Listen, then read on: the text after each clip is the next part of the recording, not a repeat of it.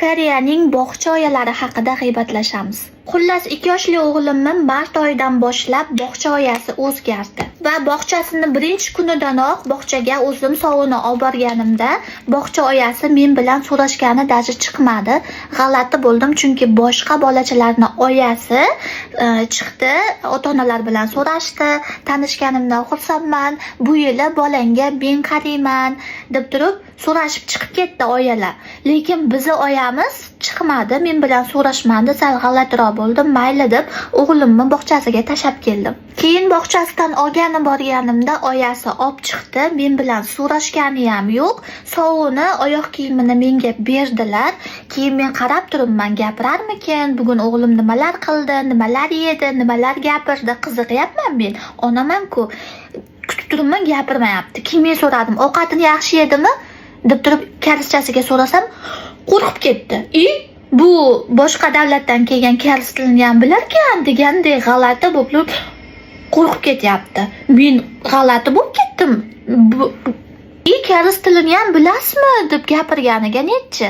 Yo'q, karis erim bilan o'zbekchada gaplashib tug'ib olganman degim keldi, indamadim. Ha, ozmoz bilaman karischani deb qo'ydim. Undan keyin ovqatini yedimi, yaxshi uxladimi, har bittasini so'rab oldim. U oyasi ha, yo'q deb turdilar xolos. Ha, mayli, bunisiga ham roziman. O'g'limni qoshig'i kelmayapti, vilkasi kelmayapti, jo'natmayapti.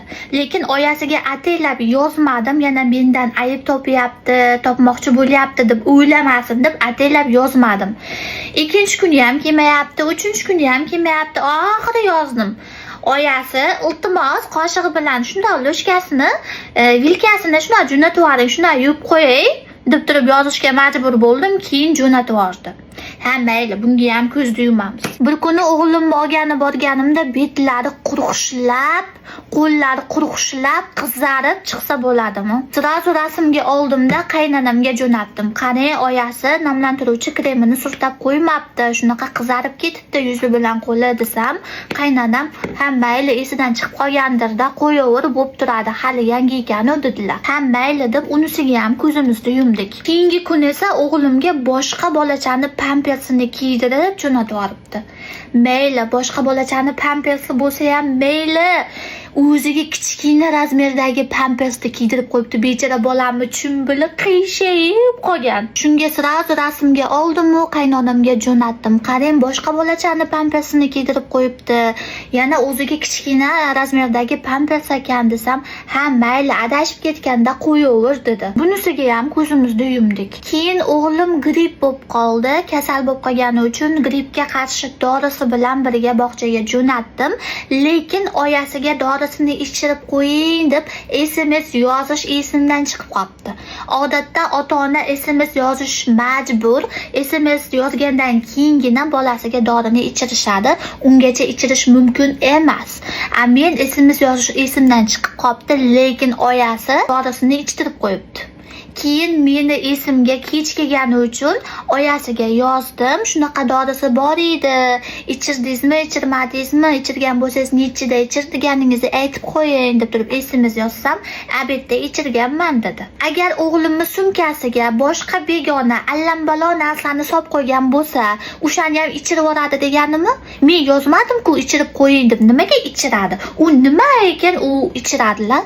U boshqa narsa bo'lsa-chi, begona odam bolamni sumkasiga qanaqadir g'alati narsa solib qo'ygan bo'lsa, uni ham ichirib yuboradimi? Yomon jahlim chiqdi. Aytdim, uzr, men o'zi yozib qo'yishim kerak edi, esimdan chiqib qolibdi, meni xatoyimmi deb, shunaqa tushunmovchilik bo'lib qoldi desam, ha, keyingi safar endi yozib qo'ying deb turib meni ayblayapti, menga gapiryapti.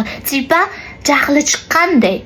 Ha, inson sen ichirishingdan oldin mendan ruxsat so'ra, menga telefon qil, rostdan ham dori jo'natganmisan, rostdan ham o'g'ling ichadimi shu dorini? Odatda oyalar telefon qiladi. Rostdan ham ichadimi yoki ichadigan bo'lsa, bizga SMS yozib qo'y deb turib aytadi. Men SMS yozmaganman, u ichirib yuborgan. Keyin u oya bog'chani mudiriga ota-onasidan ruxsat so'rab, keyin ichirdim deb turib yolg'on ham gapirib qo'yibdi. Ha, mayli, unisiga ham ko'zimizni yumdik. Oxiri o'g'lim peshonasida katta g'ura bilan chiqdi. Shuni ko'rishimga qo'rqib ketdim. Ko'karib yotganda, rasmda unchalik yaxshi ko'rinmayapti, ko'karib chiqqan. Shuni qaradimda faqat peshonasiga qarab turibman, lekin g'iring ham demadim, hech narsa demadim. Oyasini o'zi gapirib tushuntirsa kerak deb turib o'ylab turdim, chiqdi.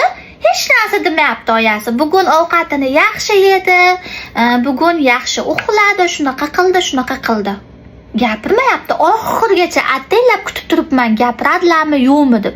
Gapirmayaptilar. Keyin oxiri so'radim, peshonasiga nima qildi desam, yiqilib tushdi.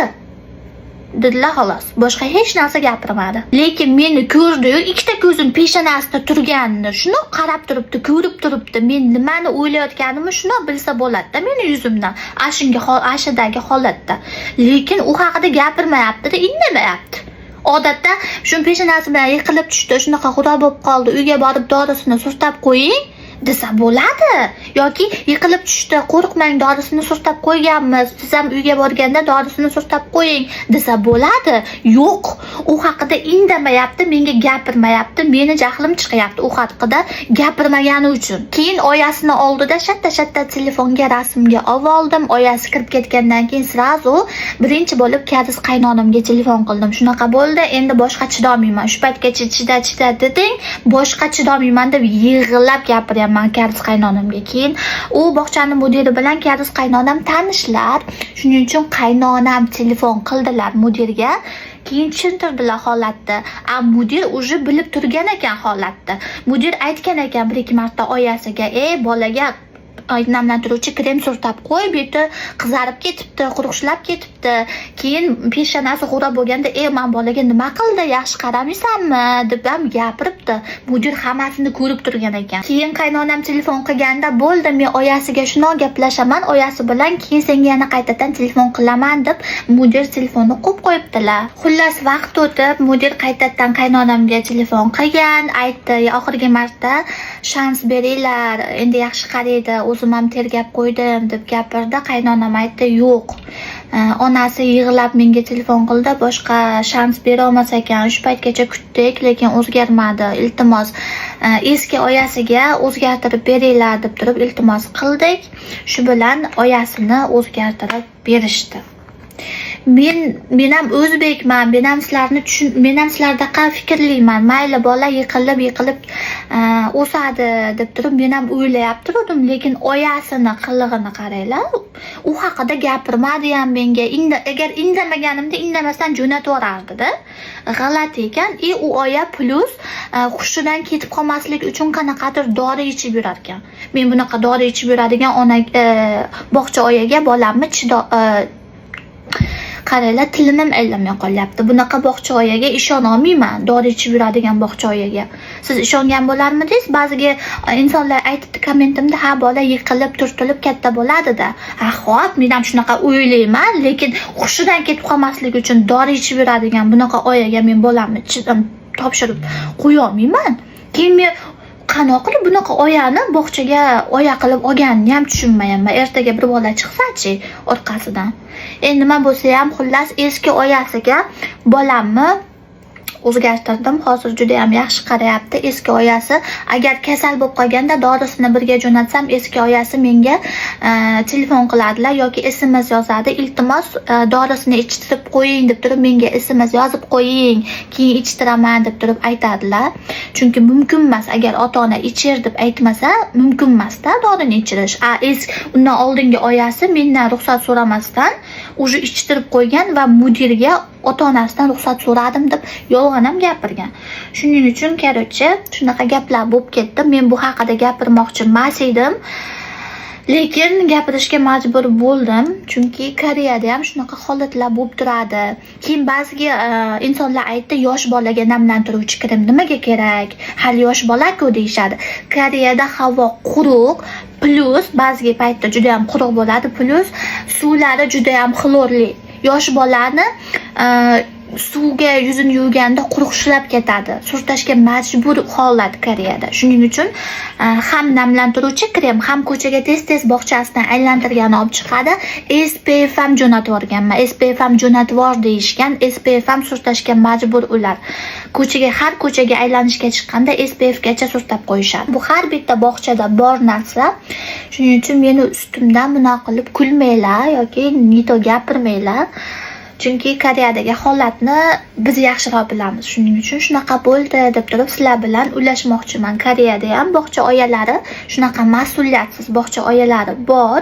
Hamma ham zo'r degani emas Koreyada. Shuning uchun agar meni holatimda siz nima qilgan bo'lardi? Shunchaki ko'z yumarmidingiz? Ha, bolam yiqilib, turtilib katta bo'ladi-da. Ha, mayli, bog'cha oyasi 1-2 marta xato qilib qo'yibdi-da. Dori ham ichadi hushidan ketib qolmaslik uchun. Ha, mayli 1-2 marta hushidan ketib qolsa dori ichib yurar ekanda. Shunaqa qilib ketaverasizlarmi?